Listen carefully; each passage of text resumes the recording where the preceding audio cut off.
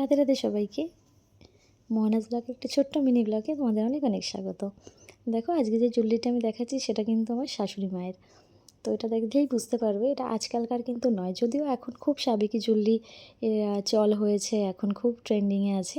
তো এটা আমি বিয়ের 2.5 বছর পরে গিয়ে কিন্তু এটা আমি হাতে পেলাম। এটা মেনলি আমার শাশুড়ি মা তার মেয়েকে দিয়েছিলেন, মানে আমার ননদিনীকে।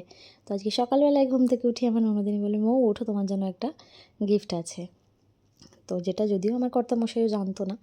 তো অ্যাজ ইউজুয়াল আমি উঠে যাই, তখন আমাকে এইটা হাতে দিয়ে বলে, আমি এর আগের দিন তোমাকে যেই জুয়েলারি পরতে দেখেছি, আমার মনে হয় যে তুমি এরকম জুয়েলারি পছন্দ করো। আমরা তো এইসব জুয়েলারি পরি না, তো ওই জন্য এটা তোমার জন্য, তোমার যদি পছন্দ হয় তুমি নাও।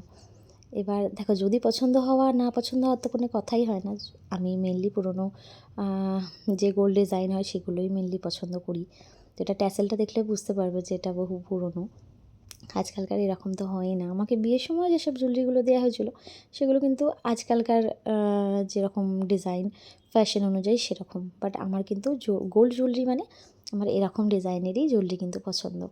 তো যাই হোক, যেমন বলে না যে যেটা পছন্দ হয় সেটার কিছু না কিছু ভগবান তো আমাকে দিয়েই দেয়। তো যাই হোক, শাশুড়ি মায়ের পরা কোনো কিছু সেটা আমি হাতে পেয়েছি এতদিন পরে গিয়ে, আমার কাছে কিন্তু এটা খুব বড় প্রাপ্তি।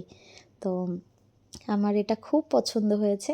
আর আমি সামনের কোনো অকেশান কিছু সময় যদি যখন এটা পরার মতন মনে হবে, আমি অবশ্যই এটা পরবো। পরলে আশা করি তিনি যেখানে আছেন তারও ভালো লাগবে, আর আমার ননদেরও খুব পছন্দ হবে। আর ডিজাইনটা কেমন লাগলো সেটা তোমরা আমাকে জানিও।